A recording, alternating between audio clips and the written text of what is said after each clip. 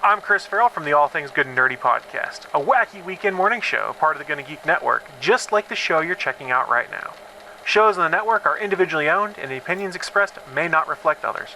Find other awesome geeky shows over at GonnaGeekNetwork.com. Welcome to episode 202 of Better Podcasting. On this show, we wonder, wouldn't it be great if... In this week's Better Podcasting download, we chat about some recent corporate activity over at Libsyn. And finally, in this week's Better Podback, we discuss buying a web domain from another country. Lauren, you better start the show now before SP buys 100 more domains to his additional 1,000 that he's got right now. Thank you. Start. Let's go. Welcome to Better Podcasting. With a combined history of over 1,000 episodes, and starting as early as 2008, we are hobby podcasters through and through, just like you. That's why we are different.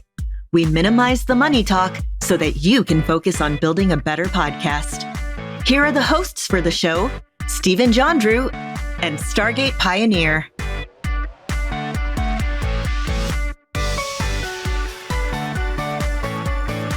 Yes, we are here with another episode of Better Podcasting. I am Stephen John Drew, and I am pleased to say the living legend Stargate Pioneer is here again this week.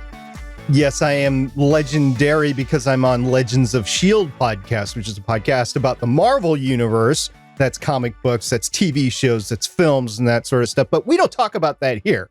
We talk about podcasting. Specifically, we talk about hobby podcasting. One of the things we do every week is we start our show with a How I Saved My Podcast story, which is when our audience, or maybe ourselves, we relate some sort of tale on how we've actually saved our podcast, because it's sharing with the class. You know, we all make mistakes on our show. We all do heroic things to save them. And then we talk about it so that we learn not to do what we did wrong and how to correct it if possible. Some weeks, though, we reach into the interwebs and we grab a How I Could Have Saved My Podcast story, which is what we're going to talk about this week. It is a Reddit post posted on the podcasting subreddit. It was posted by Stoy FC, and the title is "My Co-Hosts Aren't Helping or Pushing for Improvement Much." I run a podcast with two of my good friends. We have a lot of fun doing it, and we have a great dynamic together, and I see potential for further growth. However, they're not interested in bringing guests on unless I interview them myself. They're not interested in putting money for a marketing campaign. Actually, I am solely paying for our hosting fees. They stopped paying me and I stopped asking after a while. My fault on that one, I know. They don't want to get a table at a convention or anything. And every time I ask, what can we do to make things better? They shrug their shoulders and say, I think we're fine. We're not. Our download numbers haven't increased in over a year, and I want to grow and expand our reach and do more things. Don't get me wrong, I'm having fun recording with them, but like I said, I want to grow. I'm weighing moving on without them because I feel like I'm really the one keeping things going, and every time I want to do something to take us to the next level, I get nothing from them. Should I dump them? Or just suck it up and deal with it? Just seeking advice. Thanks in advance. Well, Stoy FC, you're not on Reddit right now. You're on Better Podcasting, but I have some things to say, and I know Stephen does too. Stephen, what do you have to say to Stoy about his conundrum with his co-hosts? I have quickly become more of a fan of just dumping things and moving on for personal benefit, just because there's a lot of baggage that comes with trying to continue on and push through struggles when you're really personally having some challenges. So I have quickly become someone who advocates, if you can't work through it, move on to something that you enjoy more. So we talked a couple of weeks ago about moving on to different projects. I mean, you can't move on to something that's better for you if you can't stop the one that you're doing. But think about the goals of the show that you are doing today. What were your goals? What were your collective goals? It sounds like some of the things already broke down a little bit. But if you're still achieving those goals that you wanted to achieve to the first place, if you just want to hang out with your friends, then to hang out with your friends. You could start another podcast and go it solo and do all the things that you want to do to make it better. but it is difficult to keep multiple shows going over time as a hobbyist. I mean, my golden rule of hobby podcasting, or one of them anyway, is don't do more than 2 shows per yourself, basically. And after that, it gets kind of harrowing. So if you want to move on to a different project and you only have the time for a different project, I'd say go ahead and do that. But if you want to keep doing what you're doing and have fun, and if your goals are being met with your podcast, go ahead and do that. We do advocate looking at the goals and what you want to achieve with a podcast pretty much on an annual basis. So maybe it's time that you look at that. If you're not achieving what you want to in the show anymore, it's time to move on. But if you are, still have fun. It's not, he's having fun. I assume it's a he. He's having fun. So if that's the goal of the podcast, then he's meeting that goal. If you have a how I saved my podcast story or a how I could have saved my podcast story, send it in to us through any of the ways. We would love to hear from you. You can email us to podcast@betterpodcasting.com. Head on over to betterpodcasting.com or just come to our Discord server at betterpodcasting.com/Discord. We'd love to feature this in a future episode of Better Podcasting.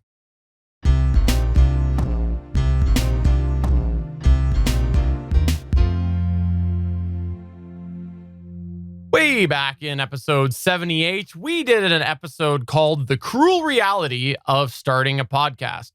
Now, we did this partially as a reference tool that we could use for people who were considering getting into podcasting, but hadn't really considered all of the challenges and difficulties that can come with podcasting. Now, what we didn't expect when we did this was how many people would express their appreciation for this episode and even reference this episode to other people that they were discussing podcasting with. We were shocked at how many people would express this.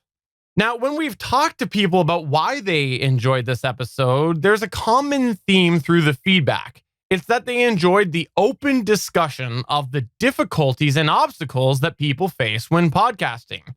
So today we want to take kind of the spirit of that and maybe toss in a few extra examples and some wishful thinking as we go through the same concept in something that we're calling Wouldn't It Be Great If?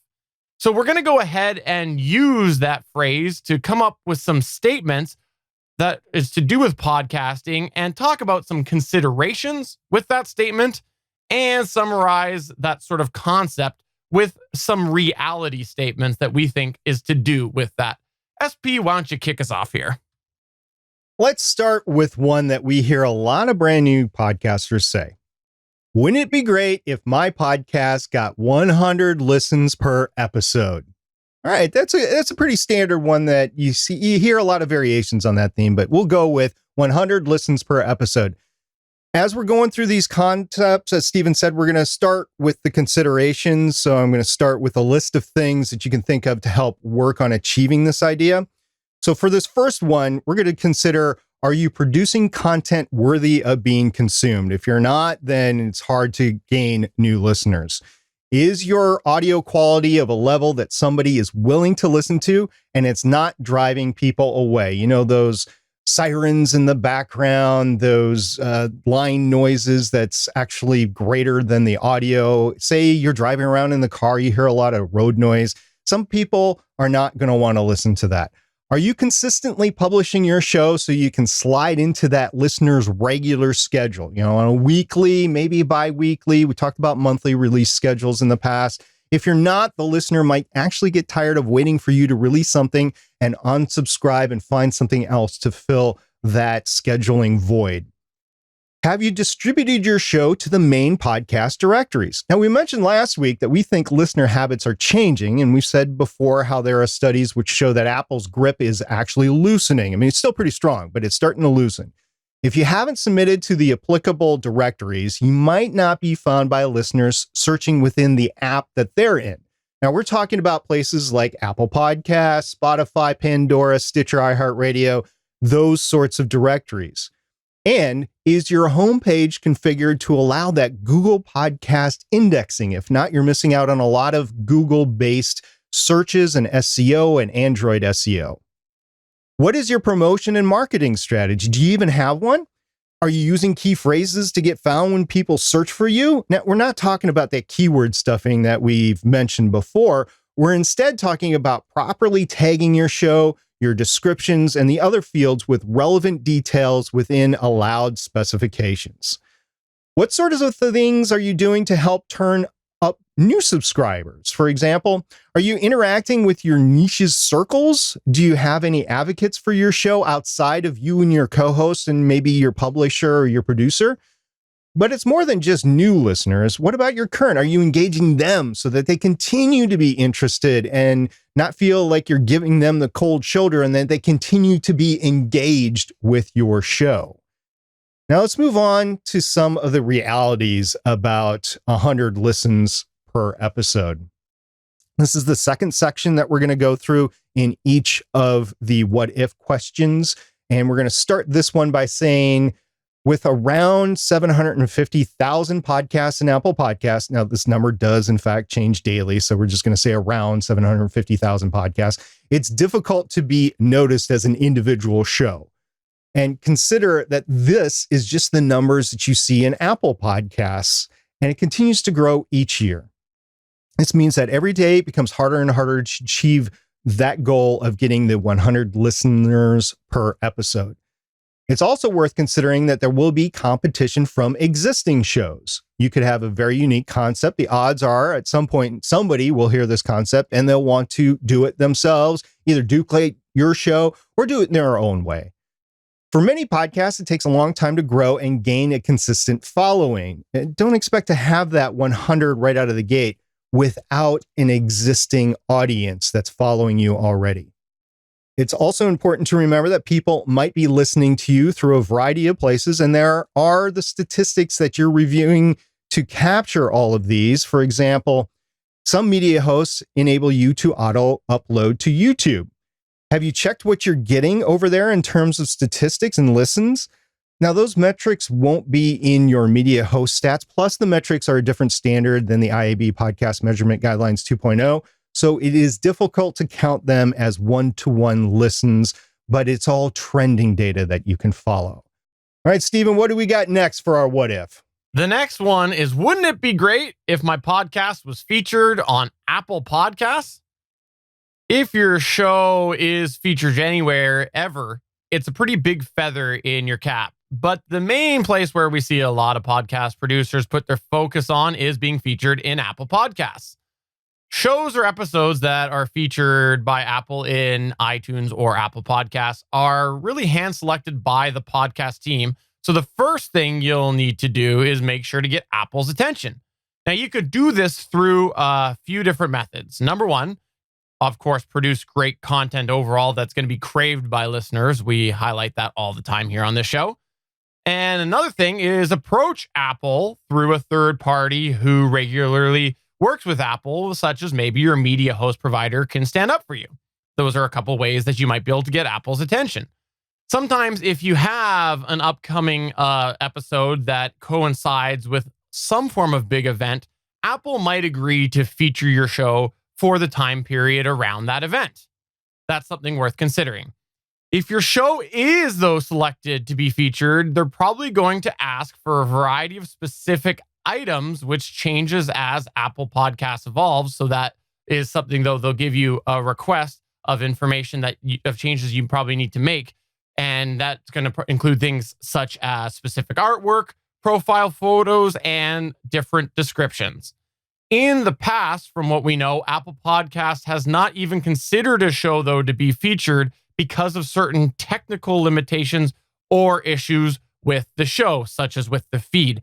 Some examples of this include the show or the episode artwork not being within proper specifications, non-playable audio formats for Apple devices, non-valid RSS feeds and associated fields, as well as episodes not being available for download within that feed.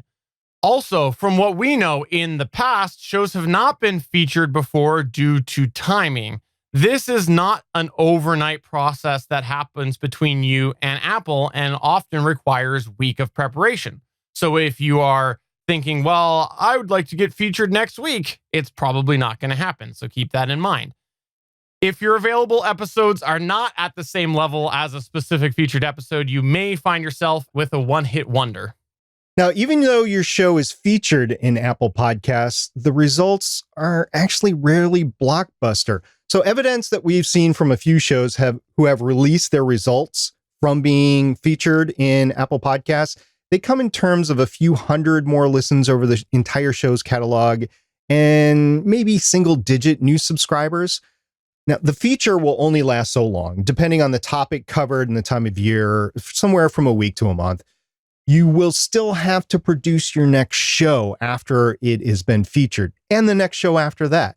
So unless your entire goal in podcasting is to be featured once in Apple Podcasts, you will still have more work to do in the future. So we're going to move on to the next what if statement. Wouldn't it be great if my podcast had person X for an interview? You can substitute whoever you think would be like the key guest for X for the interview there. So some considerations that we want to go into include what sort of value do you think that this person would offer your show? Now, it's important to identify this because getting that person might not always be out of the scope of what you can do. So I had some big names on Voices of Defiance and Legends of S.H.I.E.L.D. Steven, you also had some big guests on your Fanboy Buzz comic book podcast. Yeah. And the point of this is that we can attest to the fact that just because you've got a show that's a hobby show doesn't mean that you're not going to get some names on your podcast. It can definitely happen. So definitely consider that. There are many examples of this, of podcasters being able to achieve this goal, but the similarity with all these examples is that you have to have a general ask of the individual. You can't ask if you don't know yourself. So what methods are applicable to attempting to get in touch with that person? For instance, have you done some research to find out if there's an agent to go through? Do they have a personal website with contact information? Perhaps it's not just a specific person, it's a specific concept. Have you reached out to them? For example, here on Better Podcasting, we did some interviews this year with some interviews from some of the audio equipment manufacturers in podcasting. We reached out to those companies who then put forward the individuals. We didn't seek out the individuals themselves.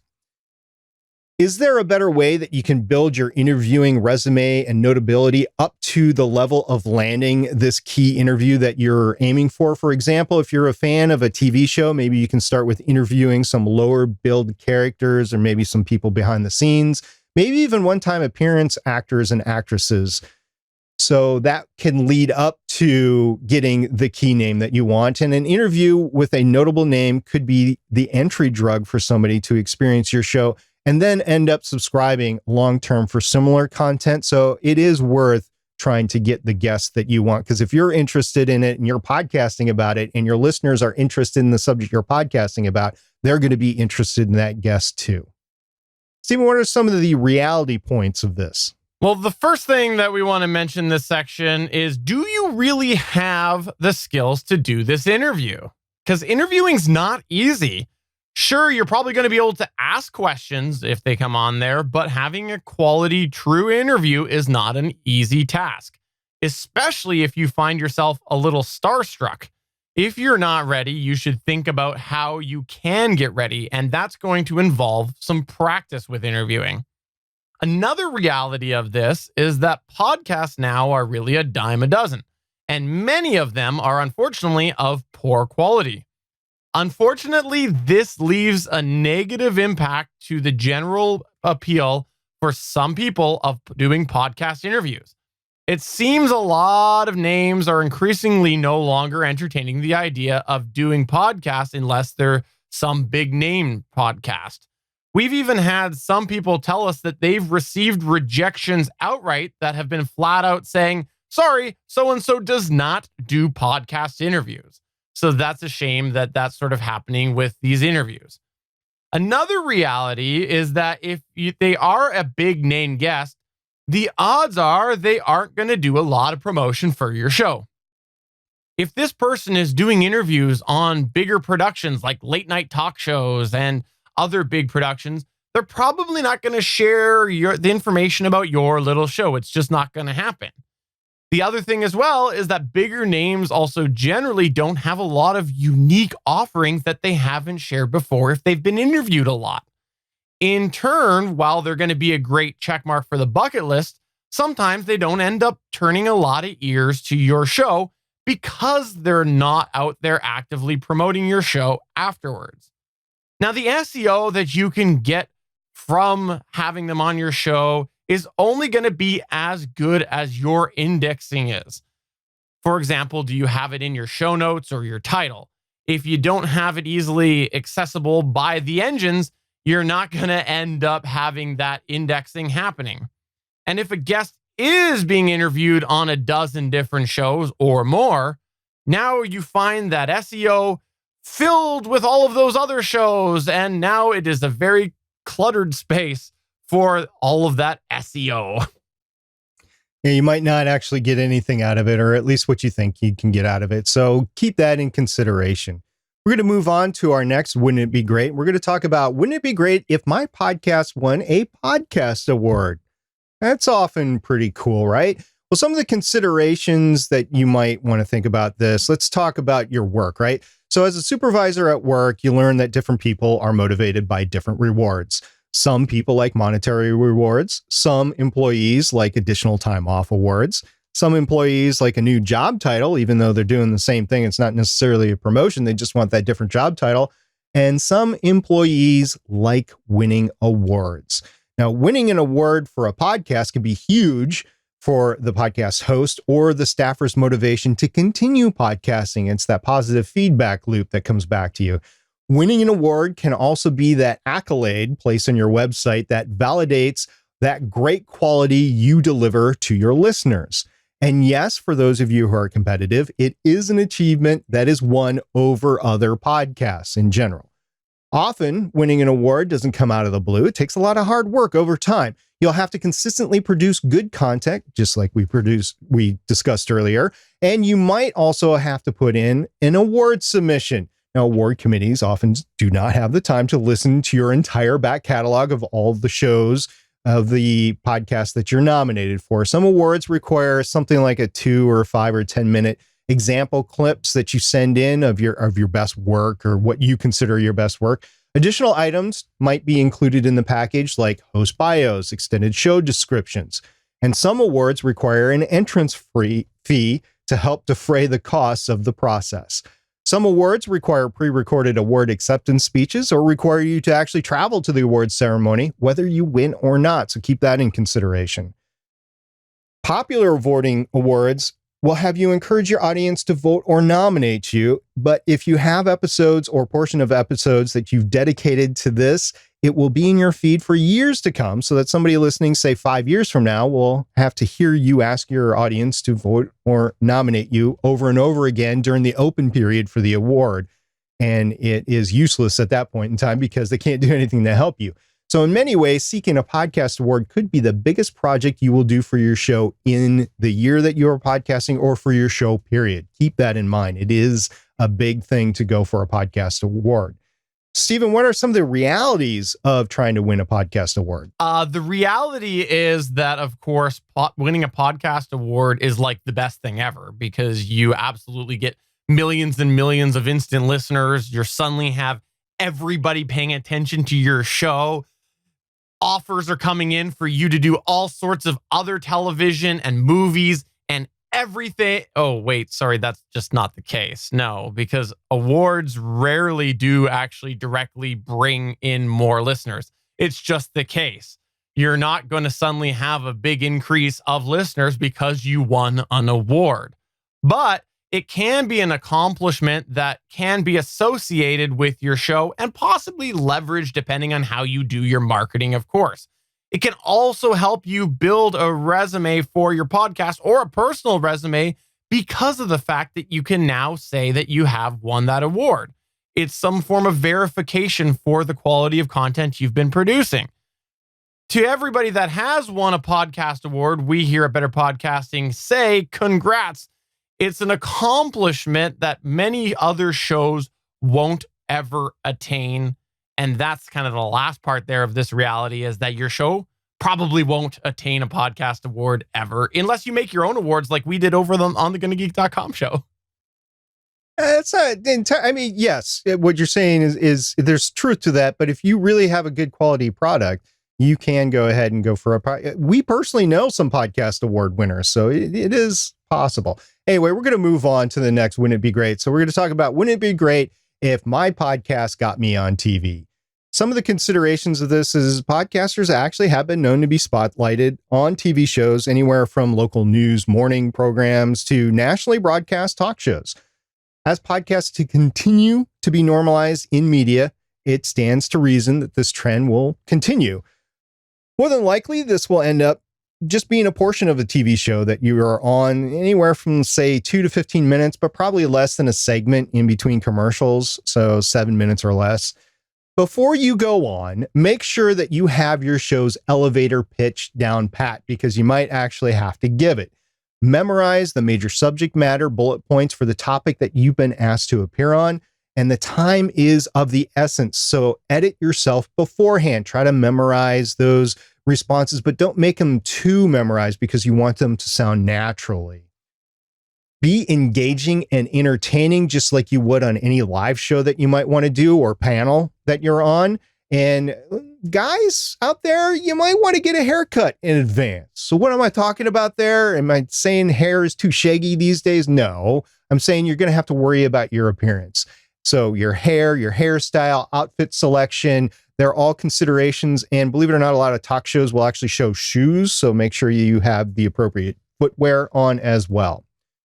Have one, and I'm talking about one, commonly accepted call to action. For instance, not everybody is on Discord or Twitter or Facebook. So if Stephen or I were on, let's say, Good Morning America, never going to happen. But if we were ever on Good Morning America, we wouldn't want to send people to our Discord server because not everybody out there is on Discord. But we would send people to betterpodcasting.com. So make sure you have that one call to action of the one place that you want people to go to contact you, to see your IP and everything else. So there you go. Stephen, some notes on reality on appearing on a TV show. Before we get to the reality, I just want to say, speaking from experience, that's exactly what I did when I was on Canada's #1 morning talk show, Flapjacks and Bacon. That's the name of the Canadian talk show. Oh, is that right before or after Corner Gas? Moving on to the reality. The reality is that there's actually not a lot of data to support what impact being on TV to do with your podcast has on your show. Now, if you have done this, we want you to let us know what was your experience with that. We've heard from some podcasters that have, and overall what we've heard is little nominal spike generally, but not a lot of long-term listenership increase. Moving on to the next wouldn't it be statement. Wouldn't it be great if my podcast made money? Now, while we don't put focus here on better podcasting on money, it's literally in our introduction now. We recognize that some hobbyists do consider over the life of their podcast making money, so we wanted to briefly touch on this one. As you consider this, you need to think about what methods do you have that are going to be attainable for you for the size of your podcast. If you don't have yourself a massive podcast, the odds are the traditional PPM strategies aren't going to work for your marketing or for your monetization of your podcast. However, there are many podcasters out there that have shared how they've been able to monetize their podcast based on other non-traditional strategies, being in a niche or doing some direct advertising with certain companies, things like that. Now, we're not going to get into the specific of these ideas because, again, we're not here about making money. We're not going to give you the tools on how to make money because we don't focus on that. But we want to highlight that if you are thinking about this, you need to at least consider what is going to potentially be attainable for your podcast. And another consideration that you should have while you're thinking about that is all to do with your podcast budget. As a hobbyist, you should have a budget for your podcast. Once you start to make money through your podcast, this increases its importance. Make sure you have that budget for your podcast because it's okay to make profit with your podcast, but wouldn't it be nice to use some of that profit to help make your podcast even better? SP, what do we have with the reality side of these things? One of the realities of making money with your podcast that we often see is that podcasters are shocked about when it comes to the money. is that it's the reality is that the podcast is income. It's income. It's literally income, guys. This means that there are tax laws that you have to consider for your specific region or country. Yeah, you probably aren't keeping all that money because there may, if you're in the United States, definitely are taxes that are applicable. Also, if you're now getting into making money, you probably have some costs that are associated with things like accounting, maybe an attorney that come into play. If you're going to make some money and report the income, it actually should be done right. There may be other considerations like operating costs that need to be considered when you're reporting it. Also, having a professional handle on this is probably in your best interest. But now there is record keeping that you have to do. It's time, right? How are you doing that? And what do you have in place and how much is it costing you? Some of these programs actually cost money, or it's time for an accountant to actually go through and keep track of it for you. So as you can see, the reality of this just stacks up. If you actually have employees and you have to pay for employee insurance and that sort of stuff. So who would have thought making money could be so difficult? I don't know. Everybody who has ever tried to make money.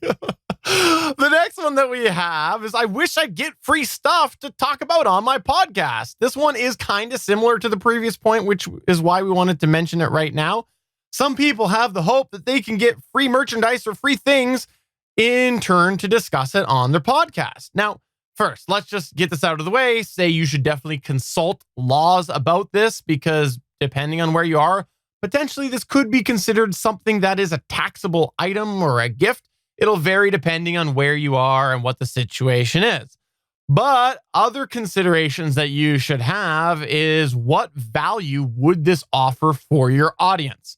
Sure, it's great to get free stuff, but if you're not offering value to your audience by talking about it, you could be hurting your podcast more than you'd be helping it. Your listeners might tune out. You should also consider what exact aspects of the product do you want to cover and talk about on your show. Are there certain parts of the product that you want to talk about in general to reach a certain type of audience? You need to know about this because you want to set the expectations up front when you talk to the person that might be giving you the item so that you can, in the end, meet the expectations of what you established with them when they provided the product. And do you have the time needed to properly evaluate or get enough experience with said product so that you can do a quality discussion on your podcast?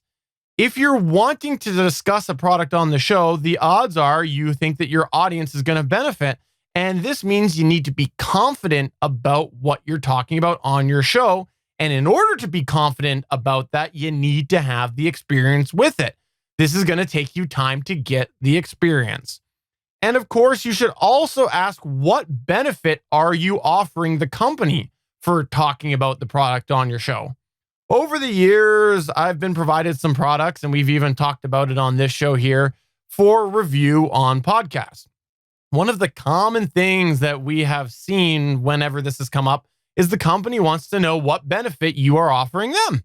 And so if you don't have this in mind when you go and you consider going down this avenue, you're not going to be able to answer that question or pitch that to the company. So you want to ask yourself, what benefit do you have to that company by talking about it on your show? SP, what's the reality of this one? The first reality you need to face is that you probably have to disclose that this item was provided to you. There's actually some specific rules about this from the FTC, or there might be some other specifics in your country of interest, wherever country you're in. Another reality is that this disclosure can impact the impact you have by reviewing the product. Some listeners will immediately dismiss the product review thinking you were influenced by the free product, especially if your discussion is positive. But it can be awkward when you have that negative review. You're likely going to burn the bridge with the company when you give that negative review, and it could potentially impact your appeal for future products from that specific company, or maybe another company that noted that you had a negative review about another company's products. We're not saying that you should avoid negative reviews. As a matter of fact, we would encourage them. But if you're going to get a product, you need to be prepared that you may have to give that negative review. So we're going to move on to the next one, and we're going to talk about, wouldn't it be great if my podcast had 300 episodes? Some people podcast with the goal of growing their podcasts up in episode numbers, and they can see the day that they reached that 300 mark.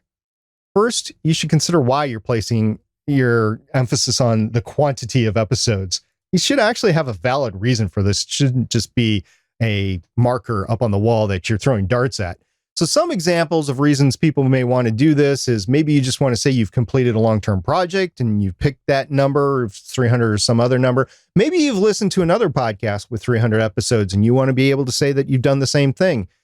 Maybe you are obsessed with the 2006 film about the Sparta period 300 and you want those 300 episodes to say freedom. No, I'm sorry, that's the wrong 300, whatever they say in the film. I don't know. It's been a while since I've seen it. But most importantly, maybe you have a topic that you'll actually need 300 episodes to discuss. So if you're wanting to do that, those 300 episodes, you should consider your schedule. Are you releasing regularly so that you'll actually achieve that? Or are you releasing some episodes that are random that'll take you about 20 years to get there? It's a consideration. Now, the reality of this one is it's actually easy. What you do is you start a podcast where you just simply say a number. So you start episode 1. All it is you say 1. Episode 2, you go 2. And then there you go. It's just going to take you, say, counting up to 300, release it, and you're at 300 episodes. It's a simple idea. That might work for the count, but it's not going to work for IAB certified downloads because you need to have at least 1 minute of that progressive download for it to count. That's why you obviously have a 3-minute intro. Obviously, SP. Jeez. Oh, I wasn't thinking. Joking aside, the reality of this one, let's start off with the key one that we think we should mention. For many podcasters, there's little benefit to focusing on the number of episodes you've put out. While it can be super cool to have that instant recognition when someone checks out your show of having a big back catalog, the usual motto of quality over quantity applies to podcasting as well. Other challenges with this is that as you go through and you try to build up that episode back catalog, you might have co-host issues such as commitments. If you're weekly podcasting, this is going to take you about 6 years of podcasting to get up to 300 episodes. That's a long time, and trust us on this because we've done it. This will have lots of impact on your life in various times over that 300 episodes. And many things are going to change within your life over the course of those years. So definitely you'll run into some issues like this. You'll also at some point probably feel some form of burnout.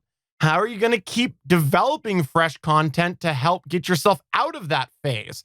As well, the listener feedback. You're going to have a lot of listener feedback that comes out over the course of 300 episodes. And are you ready to manage all of this feedback to keep building your audience and also keep them interested in your show? The next wouldn't it be great is, wouldn't it be great if my podcast got 100 reviews on Apple Podcasts? Some of the considerations include, what are the sort of things that you're doing to help encourage listeners to write reviews? For many people, they subscribe to a show, then listen. Some people, it's not even within the Apple Podcasts app or on iTunes. And yes, iTunes still exists on my Microsoft computer.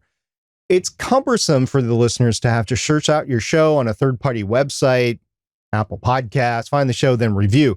Have you created a short link to direct them to the Apple Podcast page? Are you specifically asked them to post reviews? And have you shown them that you pay attention to the reviews? You don't need to do it every show, but occasionally shows that you're paying attention to the reviews.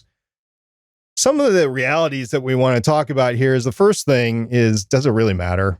Really? A lot of people think that positive reviews means that you're more likely to have people subscribe, but is that really the case? The last time you reviewed a show, did you seek it out in the Apple Podcast reviews first? I mean, if you're looking for a show to listen, do you actually go to Apple Podcasts? Do you read the reviews? Then do you subscribe to it and then you listen to it? Is that how you do it? It's not how I do it. So, and I know that's not how Steven does it because he doesn't use Apple Podcasts. True. Very true. But also, more and more people are looking at directories other than Apple Podcasts. And it's okay to ask for reviews, but in our opinion, you should recognize that part of it, maybe a large part of it, should be for your own benefit, not necessarily because it helps your show. And the last one that we've got here is, wouldn't it be great if my podcast was mentioned on Better Podcasting? Well, some considerations that you have for this one. Have you ever emailed us at Better Podcasting? Have you sent in a how I save my podcast story? Or have you sent me a message telling me how much you are obsessed and in love with Stargate Pioneer? Have you written us an Apple podcast review? And if you've done any of these things, especially the part about SP, have you made sure to include your podcast name when you've done that? The reality of this one is it's really, really easy. Just do any of these things and we'll do it. So there you go. You can contact us at podcast@betterpodcasting.com. This is the Better Podcasting Download. In the Friday, October 4th, 2019 edition of Pod News, it was reported that, quote, Libsyn's chief financial officer, John Busshouse, has resigned. It comes after a complaint by the U.S. Securities and Exchange Commission accusing Busshouse and Libsyn CEO Chris Spencer of negligence and misrepresentation involving Libsyn's previous parent company. Busshouse and Spencer have agreed to a settlement without admitting or denying the allegations, and Busshouse has also agreed to a 2-year suspension of appearing or practicing as an accountant before the SEC. In July, previously, Pod News reported that a minority of disgruntled shareholders that were led by Carmack which is another company, we'll talk about them in a second, had succeeded in forcing Libsyn to convene a special meeting seeking to change the board and corporate governance. Libsyn announced last month that the meeting will be held in Reno, Nevada on November 8th. Okay, so that was Friday, October 4th.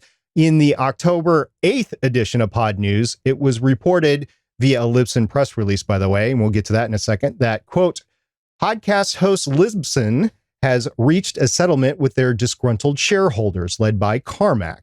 Libsyn has agreed to many of Carmack's demands. Carmack's founder, Eric Shanahan, is now Libsyn's new chairman. Some payments to Libsyn's CEO and former CFO have been canceled. A new independent director will also be appointed, as will Bradley Tipak, and Libsyn will pay Carmack $600,000 for their expenses. Shanahan is 31 and is an investor. Tipak is 49 and has previously worked for a dentist, a mining company, and a vending company in the past 4 years, and works to improve corporate governance. Libsyn's CFO resigned last week. The special shareholders meeting has been canceled, unquote. So the Pod News reporting included links to the SEC filing that announced the resignation of Libsyn's CFO and the appointment of its new CFO. And Libsyn actually had their own press release. I mentioned that before, and including the following 2 statements from the Libsyn CEO and the Carmack founder. So the first one is from the Libsyn CEO. Quote, we are pleased to have reached a resolution that we believe is in the best interest of all Libsyn shareholders, said Chris Spencer, Liberated Syndication CEO. We look forward to adding new directors to our board and believe the new independent voices will complement those of our existing directors. Libsyn is performing well, as evidenced by a strong third quarter podcasting subscription growth announced yesterday, and we believe the company is well positioned to continue executing on our strategy and enhancing shareholder value, unquote. Once again, that was from Chris Spencer, who is the Libsyn CEO.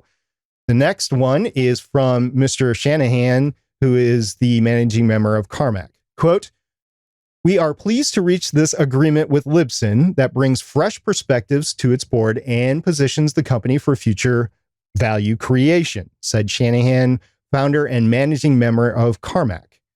Libsyn is a wonderful business, and we believe this agreement will drive enhanced value for all shareholders, employees, and customers, unquote.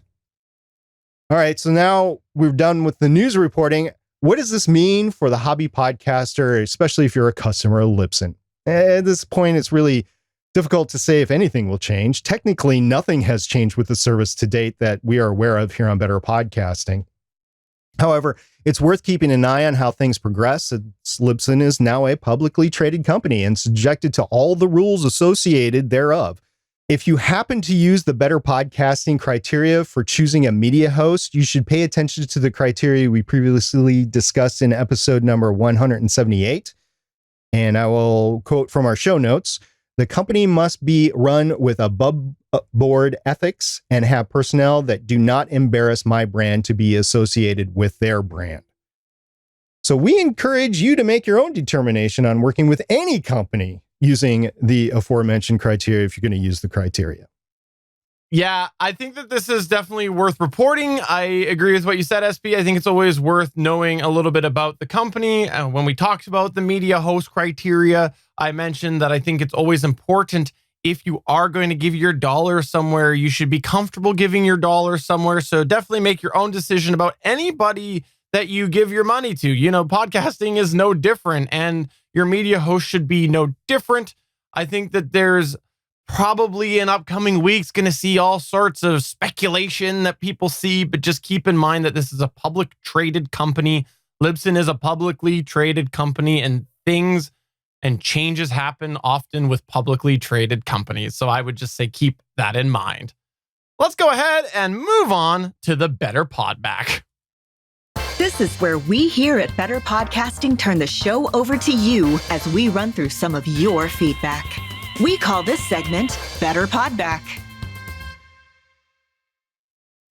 Let's start off with some Discord feedback that we had from betterpodcasting.com/Discord. First off, Damien the DM came in on Thursday and he said, "Oh, look, after giving away Ozone 8, Ozone 9 was announced." And there was a bit of back and forth about that. Not a surprise. If you didn't know this, iZotope, the company, has a product called Ozone. And for a very brief time, a couple of weeks, they're giving away version 8 for free.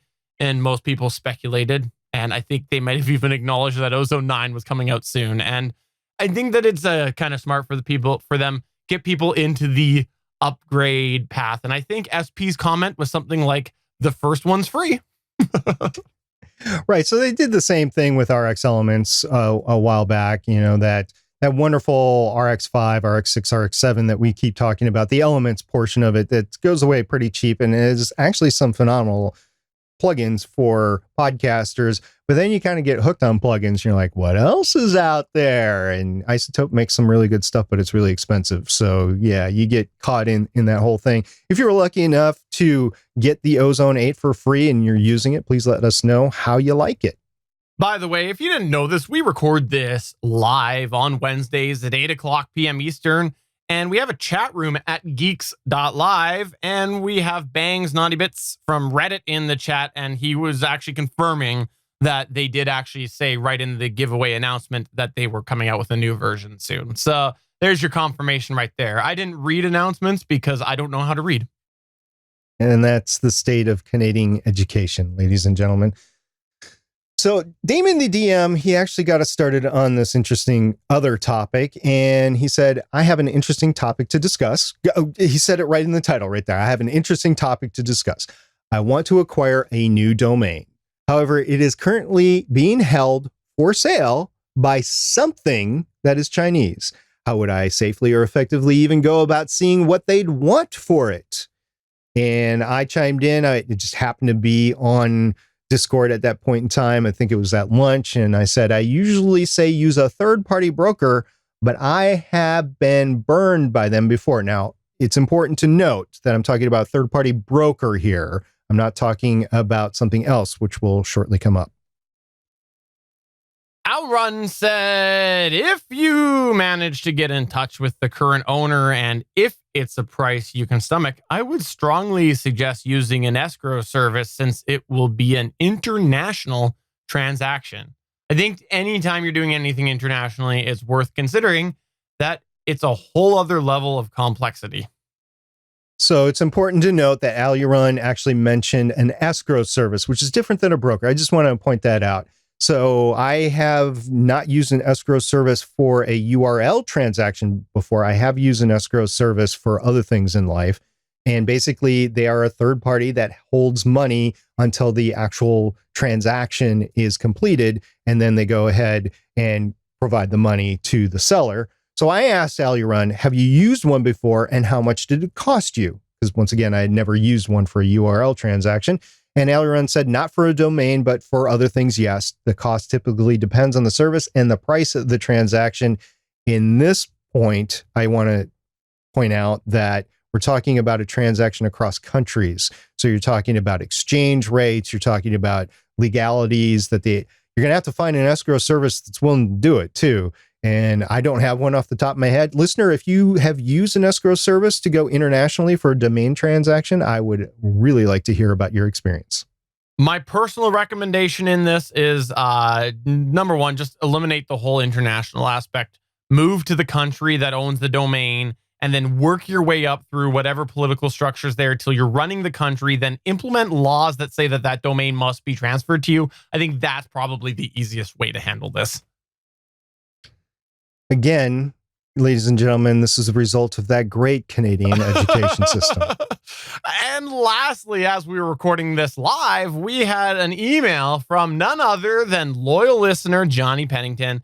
It's been a while since we've had one of his emails read out, so let's just go ahead. And Johnny has some advice for us in relation to some things we talked about earlier this show. Johnny says, quote, the Canadian tax authorities asked Stephen, what about all this money that your podcast has brought in? Oh, it all goes to SP. I don't get any. It's an American problem. The American IRS asks SP the same thing. SP answers the same. Oh, all the money goes to Stephen. I don't get any. It's a Canadian problem. Now, there will be a yearly reoccurring 10% fee to me personally for this sound advice, but think of all the tax payments that you've saved. Your podcast tax problems are now solved. You're welcome, Johnny Pennington, unquote. Johnny Pennington, for those of you who don't know this, Johnny Pennington is a wonderful individual, and he likes to ride his bike and his motorcycle, and he's been doing that a lot lately, and I suspect perhaps he may have ingested a bug, some form of toxic bug, as he was riding with his open face helmet, and so I think that perhaps it's affecting him a little bit, because I think there's a few problems with that logic, Johnny. Yeah, it could be. And also, he's riding in the Texas heat, so maybe heat exhaustion has infiltrated his system as well as the toxic bug. It's probably both. I think probably my suggestion is more plausible, but I guess heat exhaustion is a thing, apparently. I mean, it's like 115 degrees, and you're riding on this motorcycle, which creates heat, by the way. The engine is hot, and you're sitting on top of the engine. Yeah, you can get a heat stroke from that. If you have a better solution to our tax problems than Johnny Pennington, please get in touch with us through any of the ways. You can email us to podcast@betterpodcasting.com.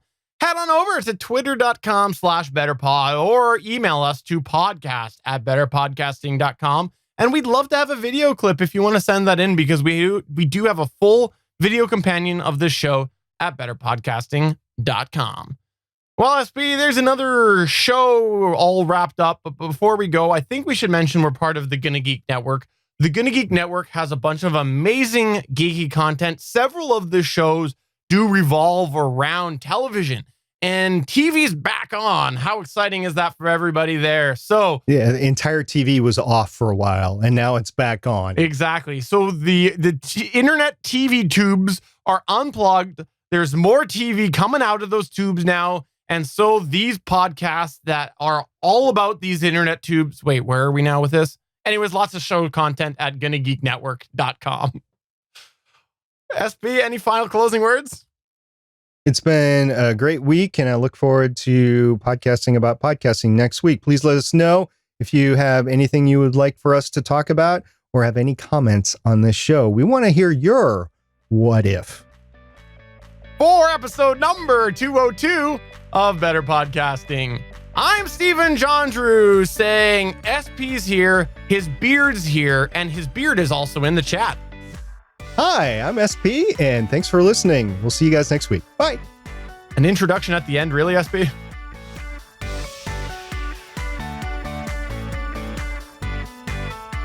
Thanks Thanks for checking out another episode of Better Podcasting. You can find the full back catalog of Better Podcasting at betterpodcasting.com. If you're into geeky podcasts, please check out the other podcasts on the Gonna Geek Network at GonnaGeekNetwork.com. This show was produced and edited by Stephen John Drew of Gonna Geek Productions. Voice work was done by L.W. Salinas. Thanks again for listening or watching, and we hope to see you again next week.